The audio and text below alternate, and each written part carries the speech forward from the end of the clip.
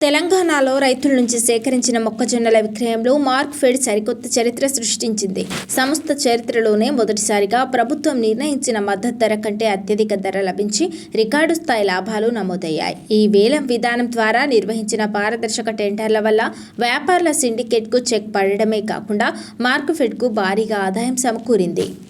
గతంలో ప్రతి ఏటా టెండర్ల సమయంలో వ్యాపారులు సిండికేట్గా ఏర్పడి మద్దతు ధర కంటే చాలా తక్కువ ధరకు కొటేషన్లు వేసేవారు. అధికారుల సహకారంతో తక్కువ ధరలకే విక్రయాలు జరగడం వల్ల మార్క్ఫెడ్ తీవ్ర నష్టాలను చవిచూసింది. ఇప్పటికే సంస్థ 1000 కోట్ల నష్టాల్లో ఉండడంతో పాటు మరో 2000 కోట్ల అప్పుల భారంతో కూరుకుపోయింది. ఈ పరిస్థితిని తీవ్రంగా పరిగణించిన రాష్ట్ర వ్యవసాయ శాఖ మంత్రి తుమ్మల నాగేశ్వరరావు మార్క్ఫెడ్ అధికారులతో ఉన్నత స్థాయి సమీక్ష నిర్వహించి టెండర్ల ప్రక్రియలో విప్లవాత్మక మార్పులు తీసుకొచ్చారు. మంత్రి ఆదేశాల మేరకు సిండికేట్లకు ఎలాంటి అవకాశం లేకుండా కేవలం ఈ వేలం ద్వారానే టెండర్లు నిర్వహించాలని నిర్ణయించారు. క్వింటాల్కు మద్దతు ధర 2400 చొప్పున, టన్నుకు కనీసం 24,000 కంటే తక్కువ ధర వస్తే ఎట్టి పరిస్థితుల్లోనూ విక్రయించకూడదని కఠిన నిబంధన పెట్టారు.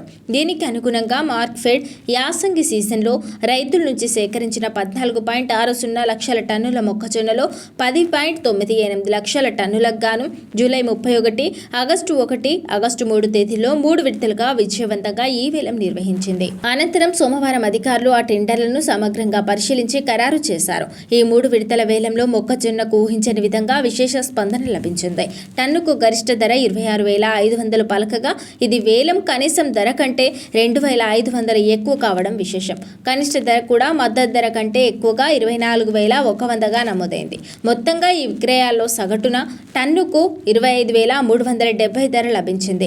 దీంతో మార్క్ఫెడ్కు కొనుగోలు వెచ్చించిన సొమ్ముతో పోలిస్తే టన్నుకు సుమారు 1,370 లాభం సమకూరింది. సరైన నిర్ణయాలు, పారదర్శక విధానాల వల్ల సంస్థకు ఈ స్థాయిలో లాభాలు రావడం పట్ల మంత్రి తుమ్మల నాగేశ్వరరావు సంతోషం వ్యక్తం చేశారు.